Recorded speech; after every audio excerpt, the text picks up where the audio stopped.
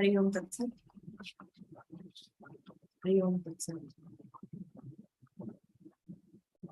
Hari Om Tat Sat.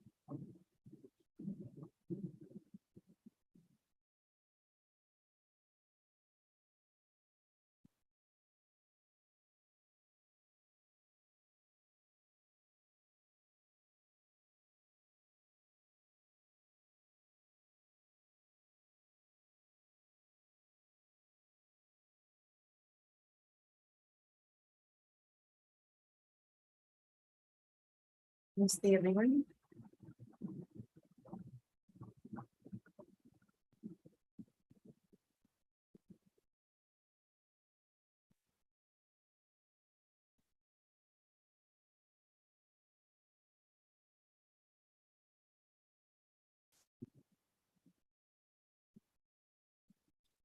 Namaste and welcome to day 3 of our sadhana. Quick check, am I audible? Okay. All right. Let us begin the sadhana. Preparing ourselves to sit comfortably.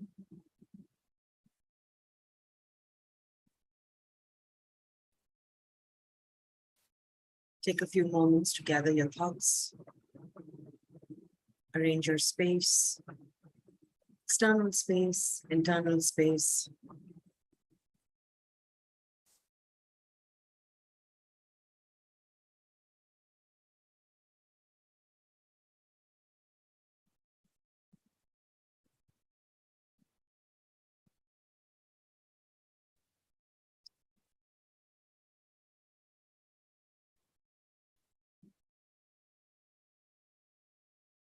Clearly holding the intention for Navaratri in our mind.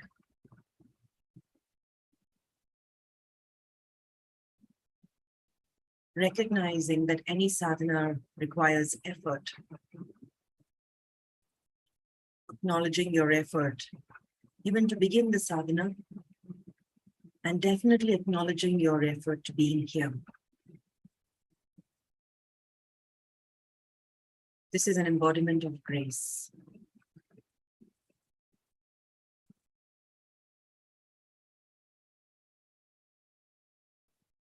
We'll begin the sadhana with 3 Omkaras.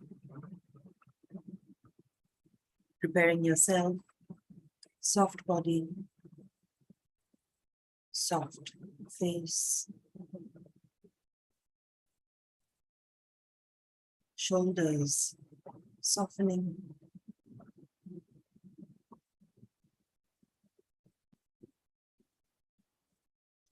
light smile on your face.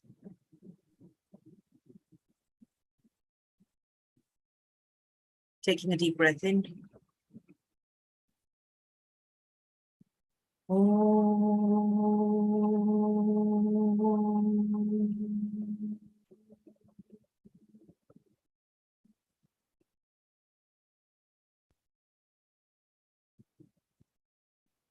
One more time.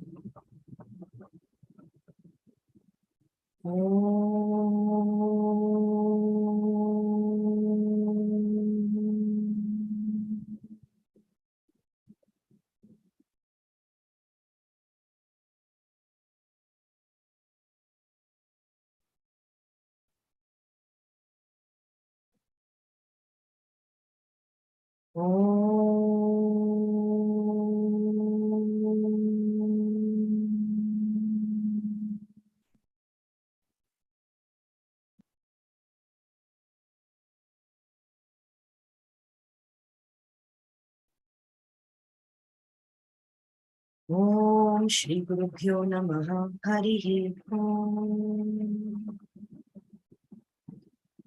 Om Gananaan Tva Ganapati Bindhavamahe Kavim Kavinam Upamashravastamam Jyeshtarajam Brahmanam Brahmanaspata Anashrinvanotibhis Siddha Sadhanam Mahaganapatiye Namaha. Om Prano Devi Saraswati Vajebhir Vajinivati Dhinama Vidyavatu आनो दिवो बृहतः पर्वतादा सरस्वती यजतागन्तु यज्ञम् हवन् देवी जुजुषाणा घृताची शग्मान्यो वाचमुषति शृणोतु वाग्देव्यै नमः। ॐ सहना भवतु सहनौ भुनक्तु सह वीर्यं करवावहै तेजस्विनावधीतमस्तु मा विद्विषावहै। ॐ शान्ति शान्ति शान्तिः।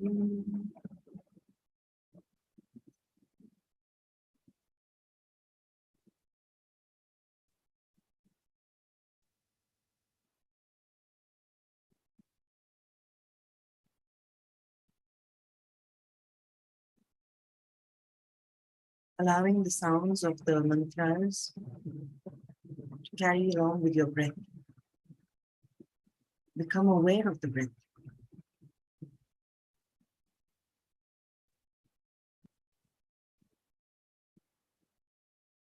Become aware of your breath, gently calming itself with the peace that accompanies the last Shanti.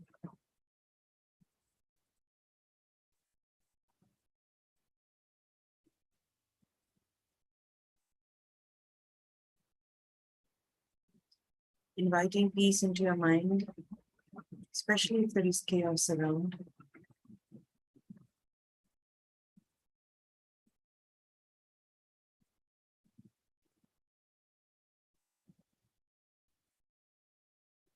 Becoming aware of the flow of breath. Holding on to the consistency, the calm, the stability, the inflow and the outflow of your breath.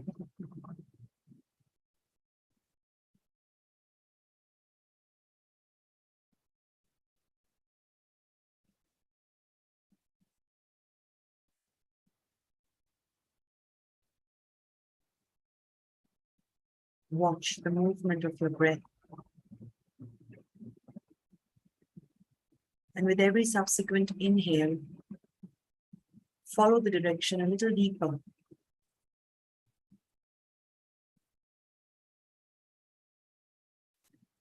Feeling the air around your nostrils.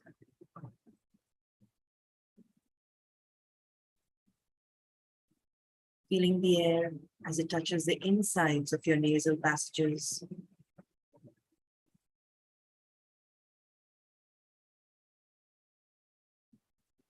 Feeling the air as it reaches the back of your throat.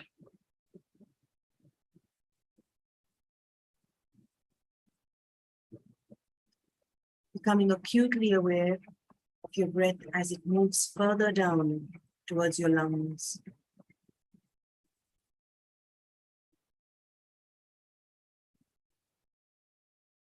Becoming aware of the air as it moves through your entire body, giving you life, nourishing you with prana.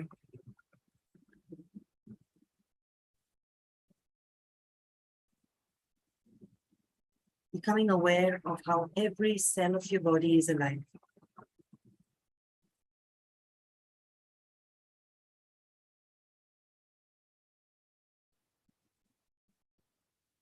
With a thought of gratitude and self-compassion, very consciously move into pranayama. 3 rounds of Surya Veda, taking the Vishnu Mudra or the Nasagra Mudra. Making sure that your elbow is close to the body, gently and effortlessly. Shoulders soft and face soft.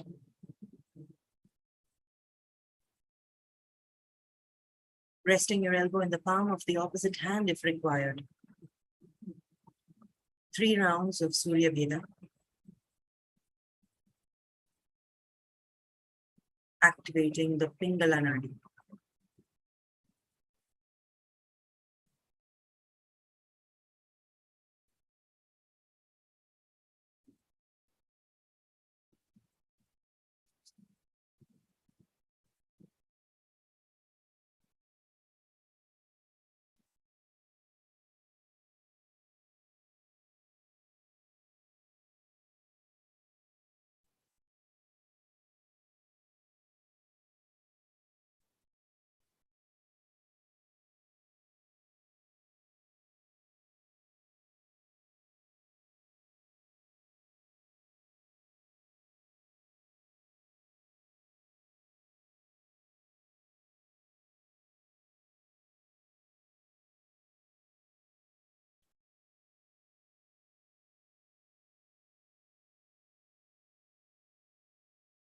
watch your breath at the end of your practice.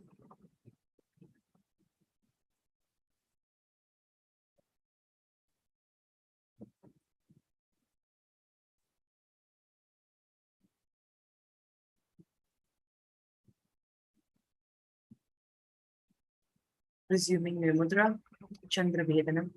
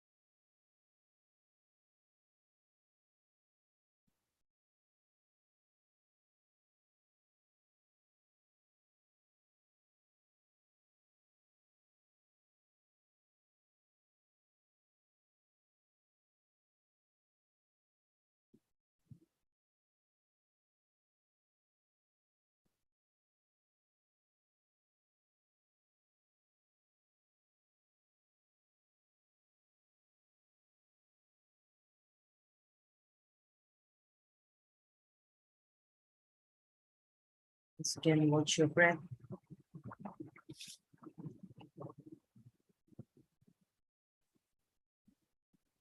If you feel that the back of your neck is a little stretched, you consciously lower your chin a little bit.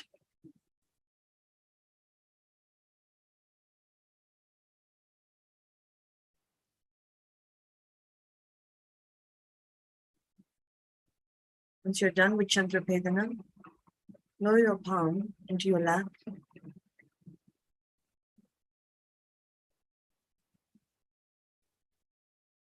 Today we will move on to 6 rounds of Nadi Shogana, and then a deeper, slightly advanced practice of Nadi Shogana, for which I will give you instructions.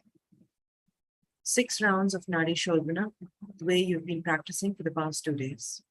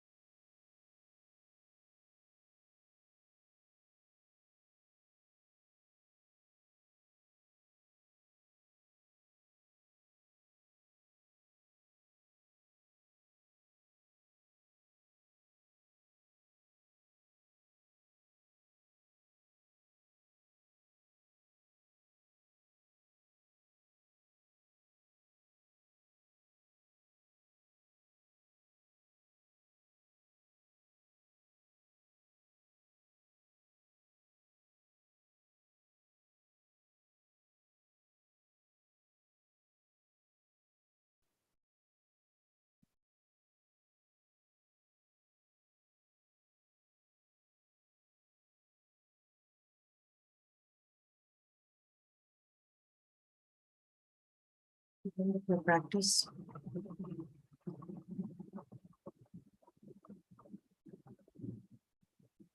Lower your palms on your lap.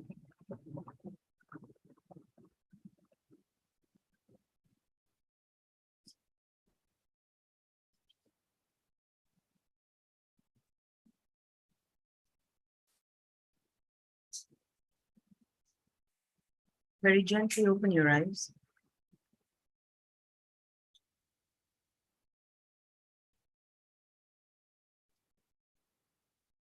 For the next 2 rounds, we will perform Nadi Shodhana using the Varada Mudra. Varada Mudra. It is your palm placed just around your hip or your waist, facing forward this way. You will see it in most of the goddess images and the imagery. It's a positioning of giving of a boon. So the fingers are pointing downwards, but it's not higher up. It's just with your elbow around your waist and your hip area. Very calm. When you just place your palm down, just lifting your forearm a little bit, your arms are pointing downwards. I've just lifted my arm to show you. It's pointing downwards. In this mudra, 2 rounds of Nadi Shodhana.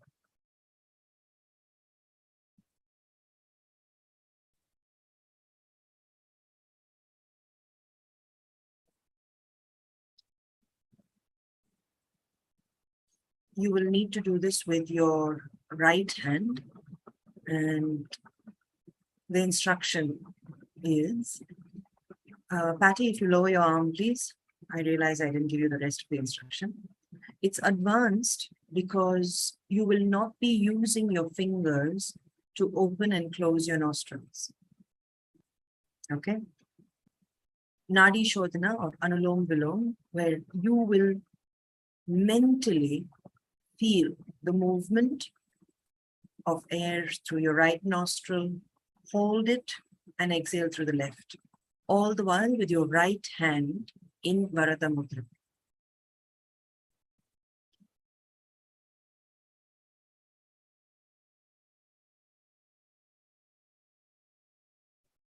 Your mind will direct the flow of your breath. 2 rounds. And place your palms in a Namaskara Mudra when you're done with your practice, so I know. This is Namaskara Mudra, with your palms pressed at heart center.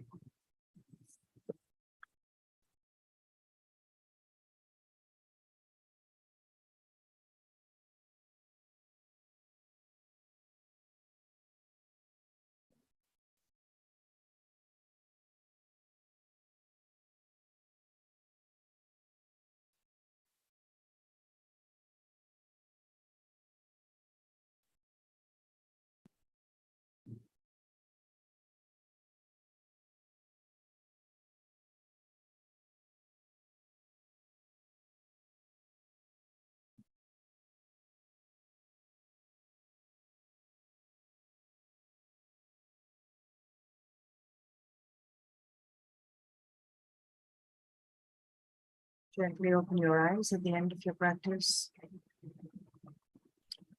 The next 2 rounds will once again use the same method of breath that is directed with your mind. But the mudra here is your open palm, right palm, placed in front of you, just around in front of your right side of the chest. Elbow again gently placed to the side of your body, but your palm is not outside, it's just in front of you. The middle finger aligned very closely to your shoulder. It's not touching your body, it's not outstretched, it's just gently in front of you. This mudra is known as the Abhaya Mudra.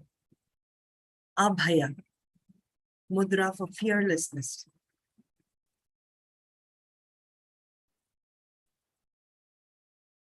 Two rounds of Nadi Shodhana.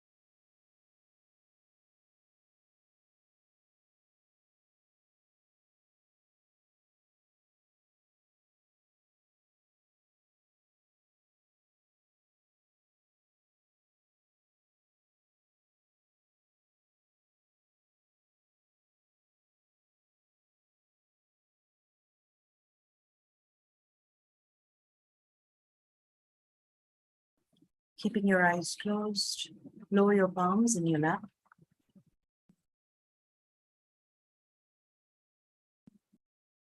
Settling down with a mudra of your choice. Either your palms may remain open or in chin mudra. Whichever mudra your palms settle down into naturally. Become aware of your breath.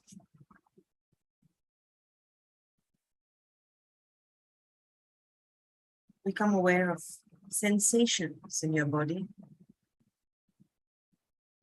after your pranayama.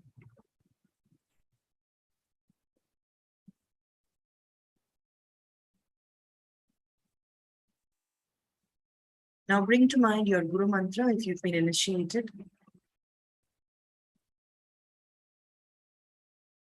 Alternatively, you may just bring to mind Omkara.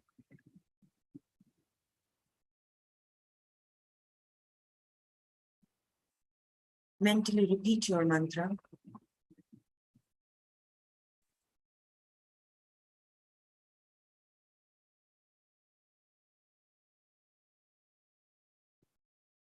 And move on to Mantra Sadhana, where you will mentally repeat your mantra at every inflow and outflow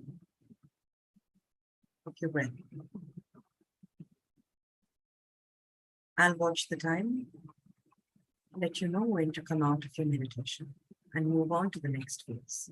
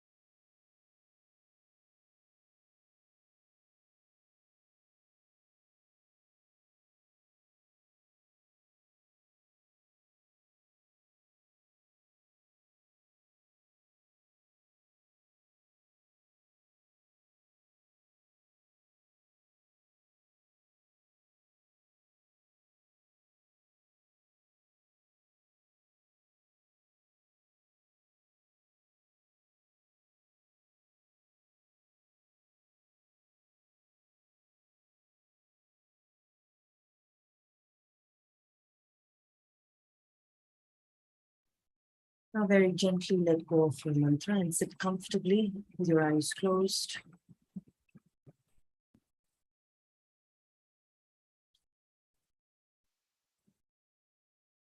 Relax your face, relax your shoulders, relax your jaw, soften your face. If you find that you're holding any tension around your face, release that just by bringing a gentle smile. Soften your eyes behind your eyelids.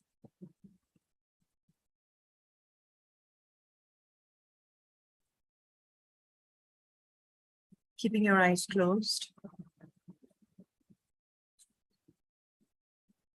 I would like you to listen to the next verses that I'll be chanting. Various verses, various mantras, all Shanti mantras.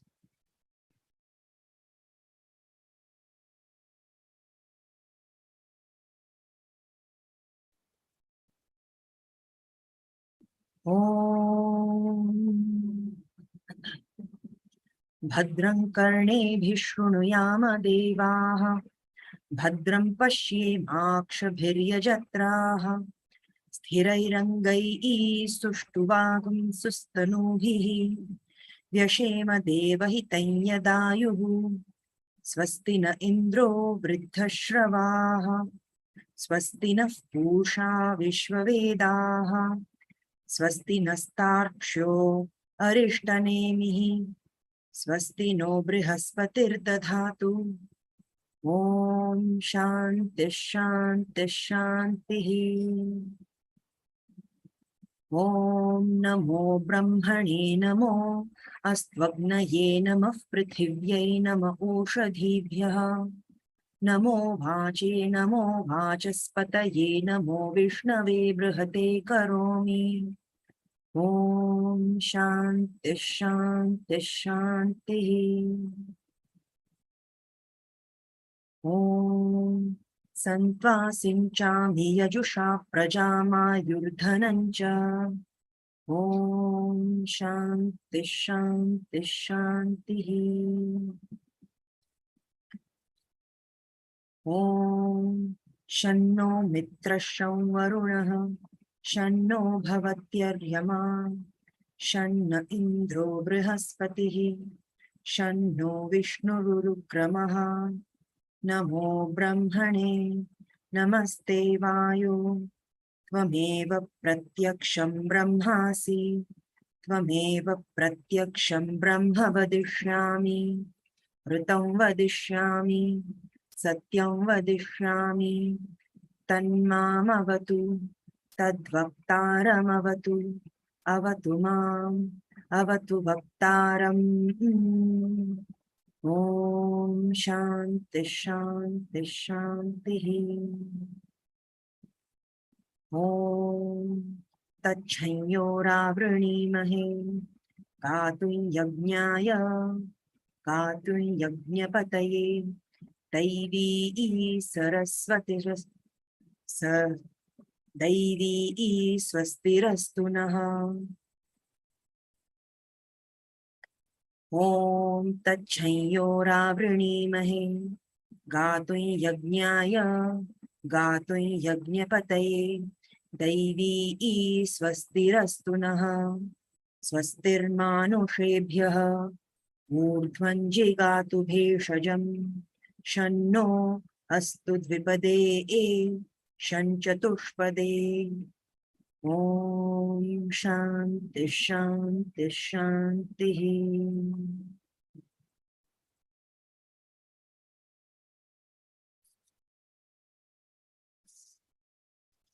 We move on to the 32 names of Ma Durga.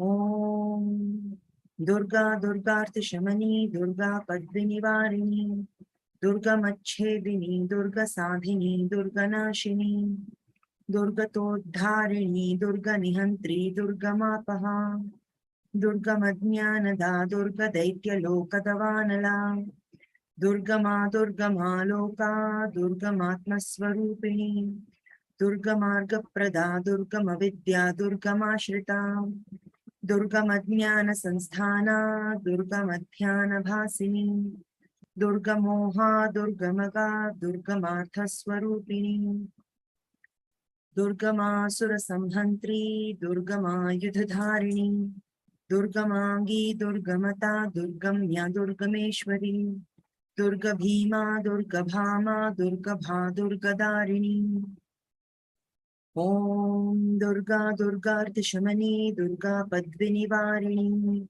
Durga Machedini Durga Sadhini Durga Nashini Durga Todharini Durga Nihantri Durga Mapaha Durga Madhyanada Durga Daitya Lokadavanala Durga Ma Loka Durga Matma Swarupini Durga Marga Prada Durga Mavidya Durga Mashrita Durga Madhyana Sanstana Durga Madhyana Bhasini Durga Moha Durga Maga Durga Martha Swarupini Durga Masura Samhantri Durga Ma Yudhadharini Durga Magi Durga Mata Durgamya Durgameshwari Durga Bhima Durga Bhama Durga Bha Durga Darini Om Durga Durgartishamani Durga Padvinivarini Durga Machedini Durga Sadhini Durga Nashini Durga Todharini Durga Nihantri Durga Mapaha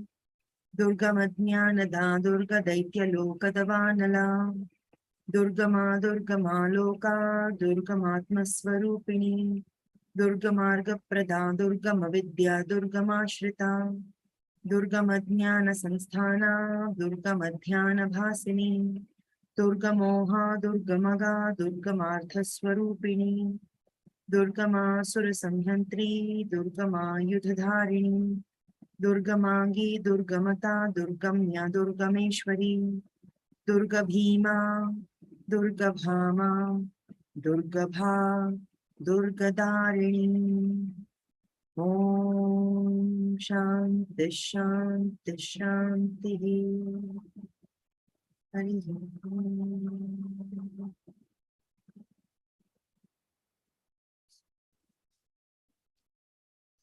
Devi Suktam.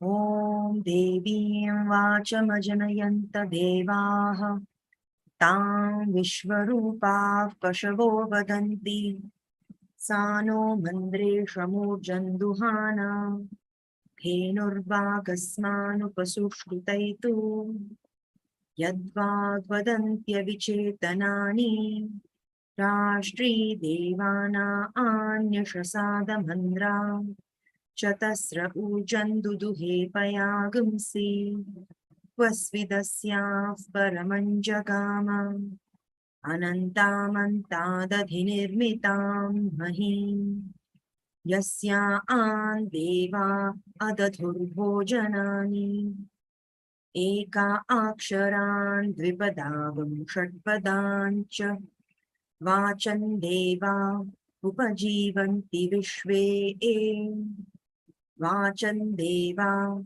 Upajivanti Vishve Vacham Gandharva Pashavo Manushya Aha Vachima Vishva Bhuvananyarpita Sano Havanjushatam Indrapatni Vagaksharam Prathamajartasya Vedanam Matamritasya Nabhihi Sano Jushanopayagnamagat Avanti Devi Suhavame Astu Yam Rishayo Mantrakrito Manishinaha अन्वैच्छन् देवास्तपसाश्रमेण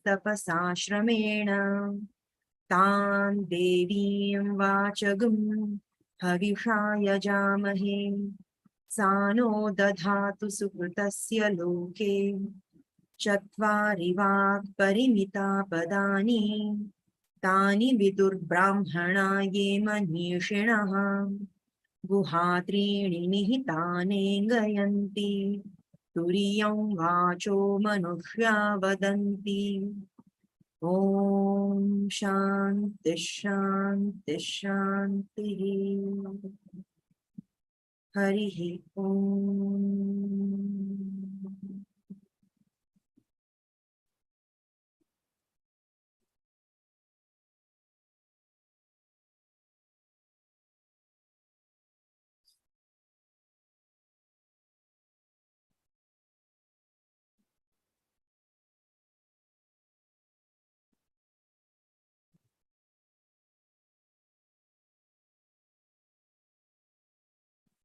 Become aware of the vibrations of the mantras.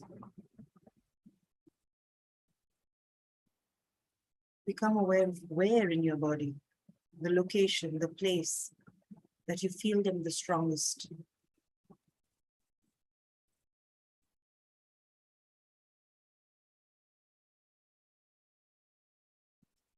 Allow the waves of these mantras to wash over you, and gently settle you down.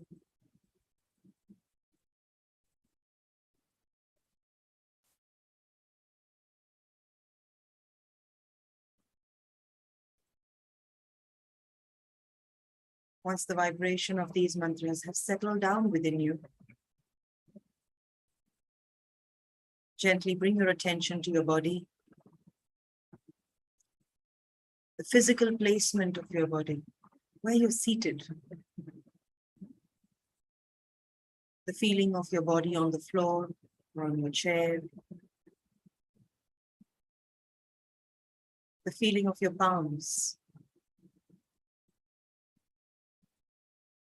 the feeling of your palms on your body, on your lap, the touch of your fingers in mudra of your choice.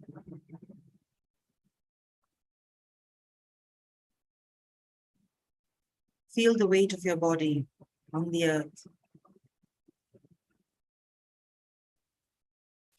Become aware of the space around you.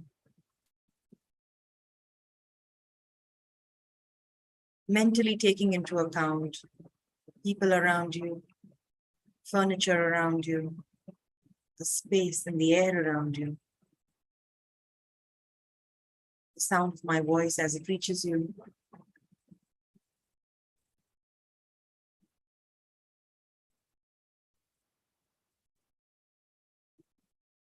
Visualize a gentle smile in your heart center,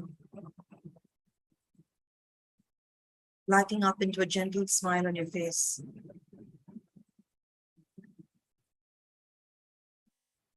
Gentle smile that stretches across, lifts the corners of your mouth, reaches your cheekbones, lifts your ears ever so gently, softens your eyes, possibly causing little wrinkles around your eyes.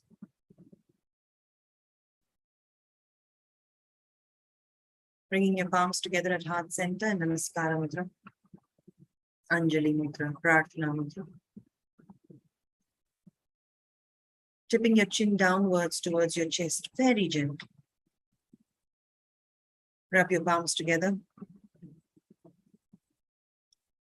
When they're nice and warm, place them on your eyes and across your face, looking into your palms very gently and softly as you open your eyes. Don't forget the smile.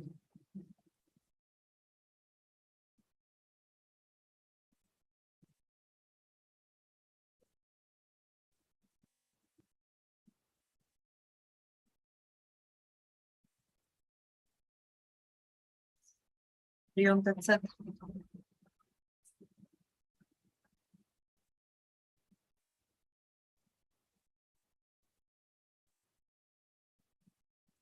Namaste, everyone. Slightly modified practice today.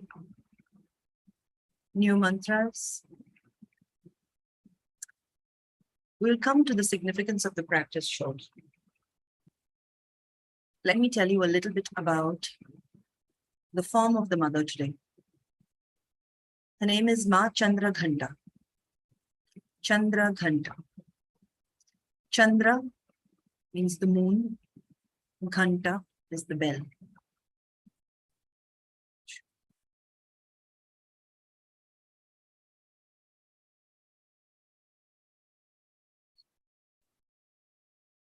You can see her here.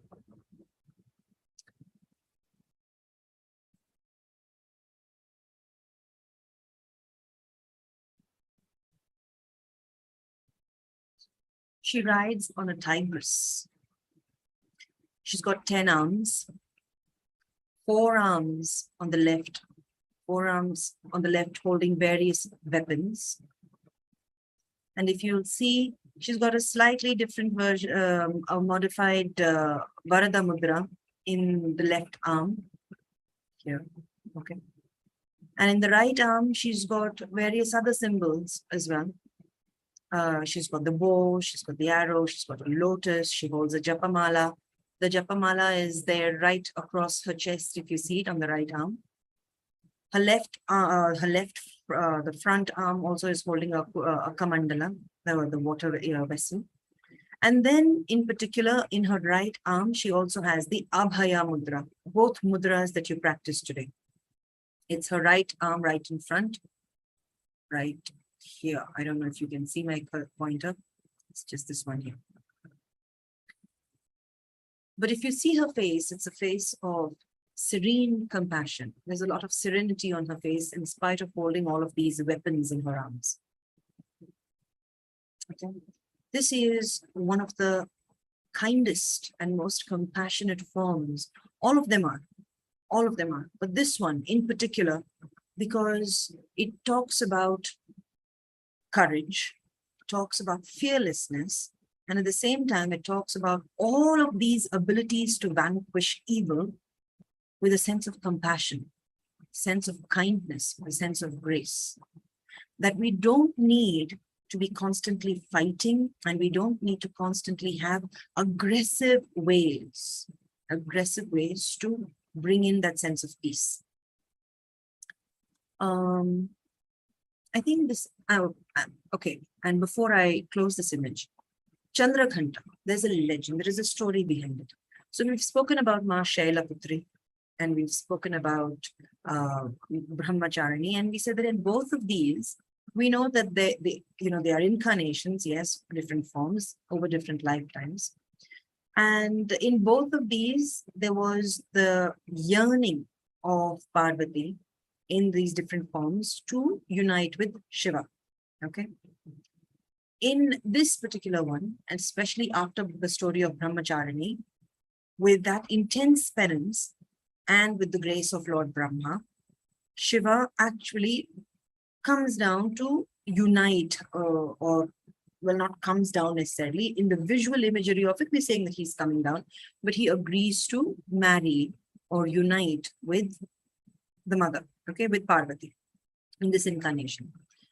Now, at this point in time, the goddess who is waiting, or who is Himavan's daughter, we said the Himalayan god in the mountains with Shailaputri, she's waiting for him. And for those of us who know Shiva, right, in any form that you see him, no matter how resplendent and how, how lovely he looks, he is not, in present times, he's made to look like some, with a very muscular, clean looking, neat looking guy. That's not how Shiva's imagery initially is. Shiva has a very unkempt look, okay? He is dirty, he's smeared with ashes, his hair is long and matted. He has a snake around his neck. He's got all sorts of followers of goblins and evil-looking demons, and all of these various people. In present day times, a parent would tell their daughter, What kind of a man are you hanging around with? What kind of a boy are you hanging around with? You know, he's bad company. He's not fit for you, right? And those of us, we're talking specifically about girls with their boyfriends in, to just give an analogy of what we're looking at here. And so here comes Shiva to come and meet his bride, to marry her. And he's coming with his buddies, who are all horrible looking. And here we have this princess waiting for him. And when her mother sees Shiva approach, she faints. Okay, she faints, saying, "Who is this guy who's coming to take my daughter? Who is this guy who's coming to take my princess?" And look at the guys who look at the people he's brought along with him, you know. And she faints, and the daughter, the mother, takes the form of Chandraghanta. Okay,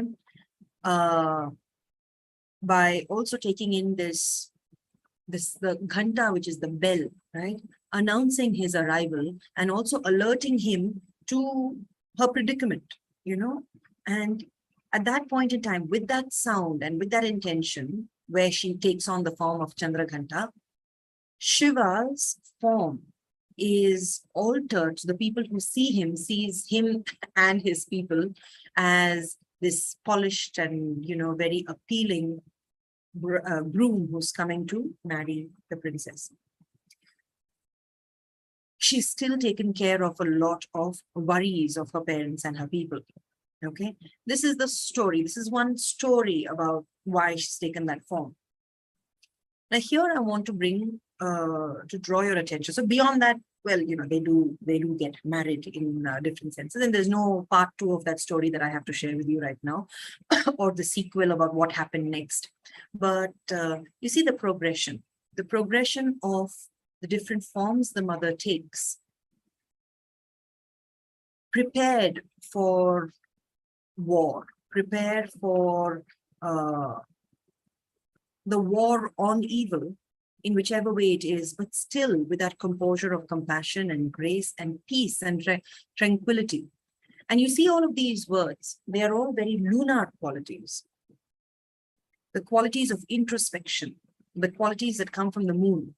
And that is also depicted in that imagery of the moon that the mother carries on her forehead. So in fact, those of you, especially from our culture, who are familiar of the different ready-made bindis that you get, right? You'll find that there are some, especially in certain cultures, where the bindi, either they have it as liquid kumkum or a sticker bindi in the form of a half moon. Right? So that's that half moon Chandra. So for those of you who are not familiar, you can Google later and say, okay, what is this half moon or the crescent shaped bindi, right? And you'll see where it is placed.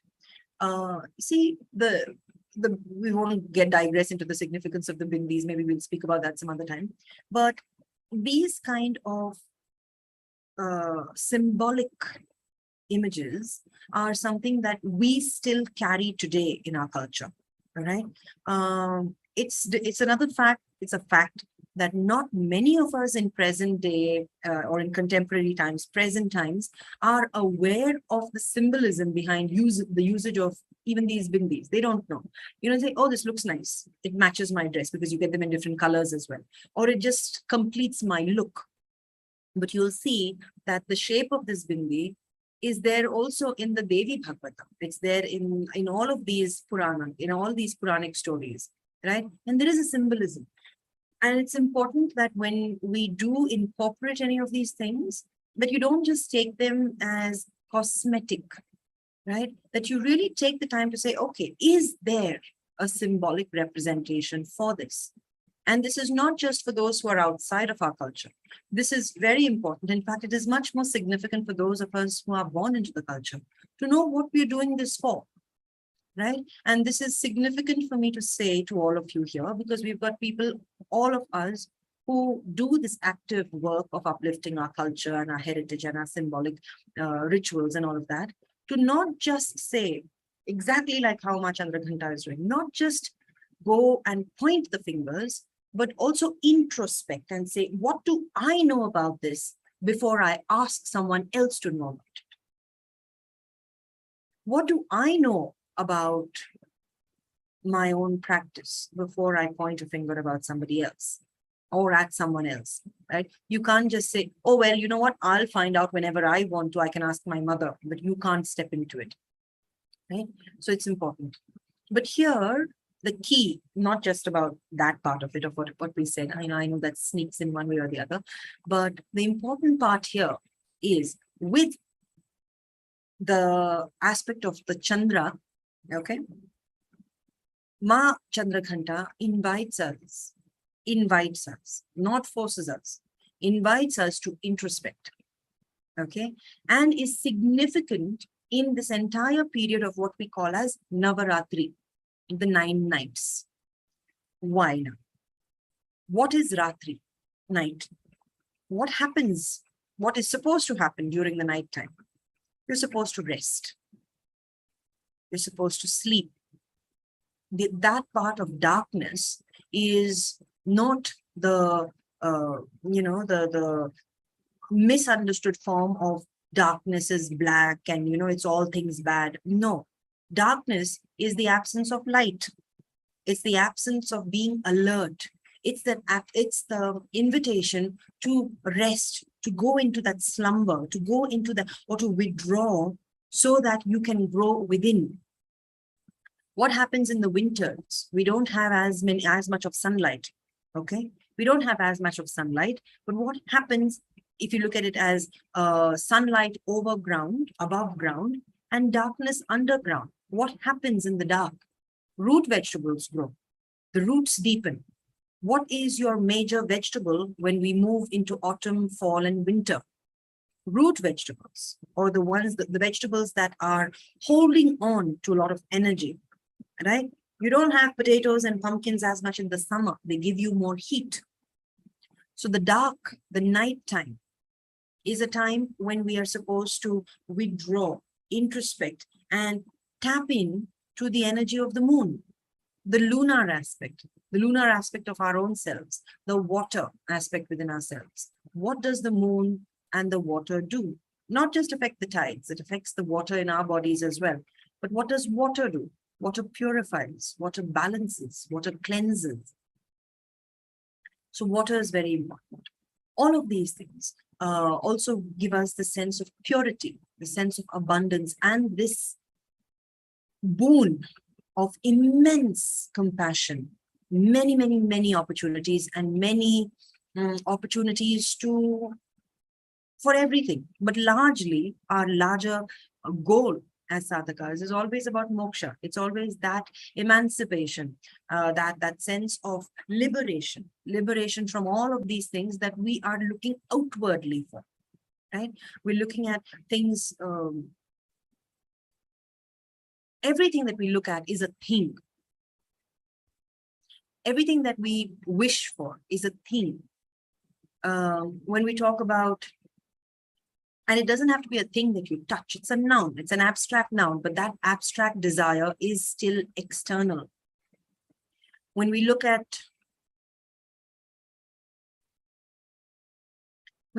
all the physical things that we want to gain, right? We look at everything. We look at, say, maybe a glass of water to a better paying job, a home. We're not talking about just a house, we're talking about a home. So there is that feeling, that emotion, that empathy, all of those values that come into that physical structure. But once you have all of that, Maslow's pyramid, right? Once you get all of those basic needs, then you go higher and you're still desiring something that is a little higher, but now it becomes intangible.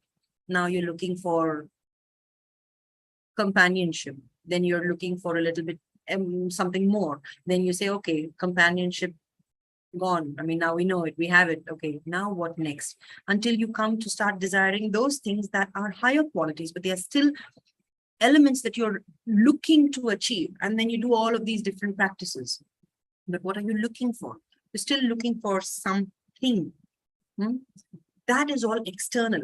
But what is internal is that stable consistency, which you will not seek once you come to that place of union or liberation from any of those.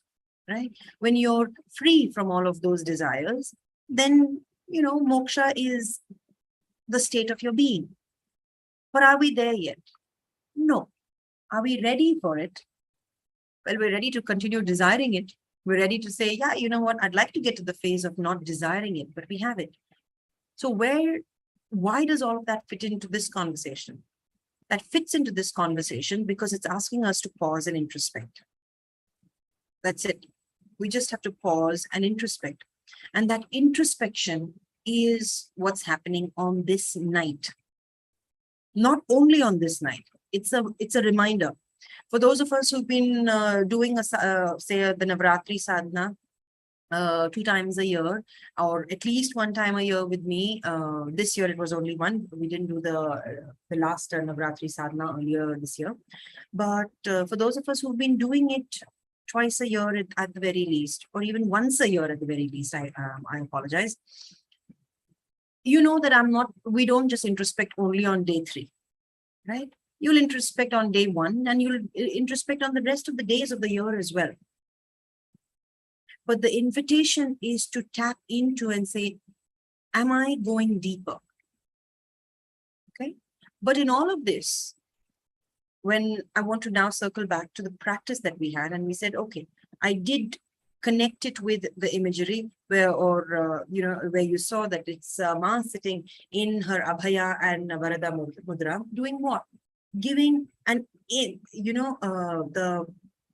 limitless boon in one hand, the boon that you'll get from her, and the boon of also fearlessness, right? So there is a lot of fear when we say we do not desire and fill in the blank. I do not desire money. What will happen? How will I pay for my rent? How will I pay for all the things that I want? How will I pay for food? How will I raise my children? Fear. Okay. Then I do not desire something else. And if I say any of these things, you do have that moment of, oh, what am I going to do if I don't have this? What am I going to do if I'm alone? Right? That loneliness, that aloneness, all of these things, that fear is taken care of by Abhaya Mudra. And it was important for you to experience that practice right at the beginning and to invite you to actually include this practice throughout. It's not a practice only for Navaratri, but it is to connect you with the divine form of the mother whom we are looking at today. Okay? And Vara, the boons that you're getting from the mother. We don't know. She's not telling you. She's not specifically saying you're going to get this boon only. Okay? That boon can be immeasurable. But let me share with you. I just remembered now.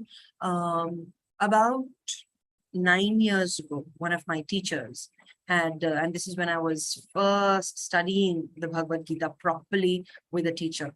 Not the earlier ones. The earlier ones were more reading, refreshing. This is at that point in time. My teacher had said, when you're getting onto your sadhana, okay, you're doing your daily sadhana, a part of your introspection should be that you should know what to ask for if the divine form ever comes in front of you. See, so karma yoga, when you do it for the doing, not by saying that, hey, I'll do this for 21 days, on day 22, God so-and-so will appear in front of me and then I will ask. That's not how a boon arrives, okay? But if you look at if you read any of the Puranas, you'll find even Ravana for that matter, right? He performed intense penance, intense tapas. And then when Lord Brahma appeared in front of him, right? He knew what to ask for, even though that ask was not a really great one and well thought out one, but he did ask. And the divine appears in front of a sadhaka whose intention and tapas is clear. Because the divine does not differentiate between, hey, your intention is bad, so I won't come and see you. No, but the effort is seen. Karma is always seen. And you will get the karma phala of your karma. Ravan got it. If Ravan can get it, you think we can't? So, just to repeat my teacher's point, You do your practice with the purity of your intention, as pure as you can keep it, with the purity of your Shraddha and your Bhakti, as pure as you can keep it. But you never know when the divine will come in front of you and say, I am impressed with your tapas. Ask and you shall receive. And at that point, you can't say, oh, okay, thanks for showing up. Can you give me 5? Can I come back to you? Can I circle back on this and let you know what I want? That is not the path of a sadhaka, let alone upasaka. Okay? Your introspection should be clear to know what it is that you want. Introspect. That is your assignment. Be clear about where you're headed, what you want. It can be something very simple. It can be material also. It can be spiritual, financial, relational. It can be moksha. But then, regardless of what it is, you need to be prepared to receive it. There's no way it won't come, but you need to be prepared. And once you receive it, you can't go back and say, but that's not exactly what I asked for. So you need to be prepared. You can't come and say, but this isn't the one that I wanted. I want the green Audi, or I wanted the pink Ferrari, right? What did you ask for? So you need to be really clear.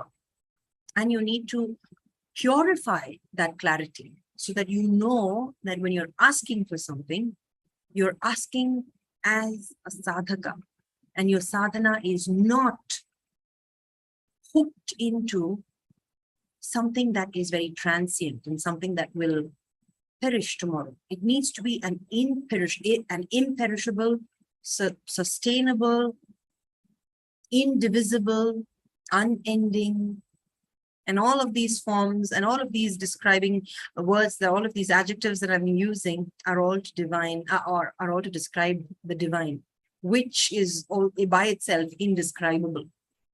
So with our limited faculties, this is my wish for all of us.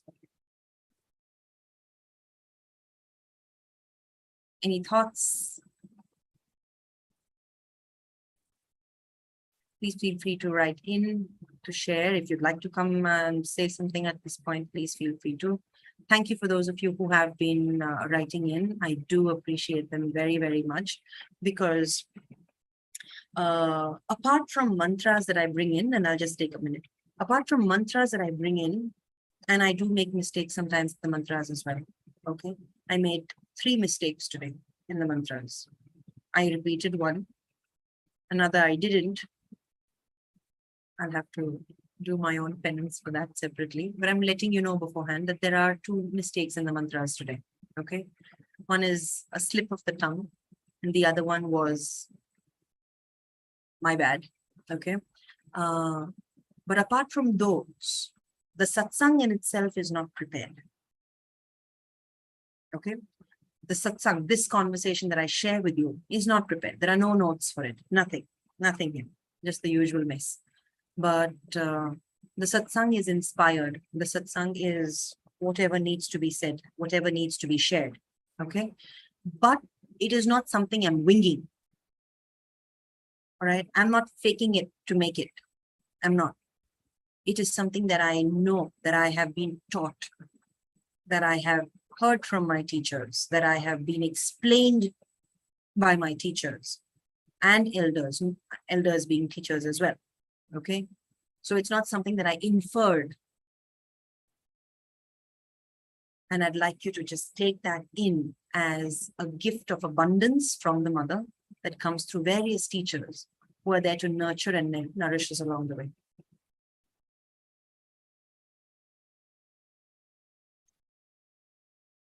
Hari Om Tat Sat. Namaste, everyone. Thank you for your presence, your time. And I will see you all soon. I'll see you tomorrow. Thank you very much. Bye-bye.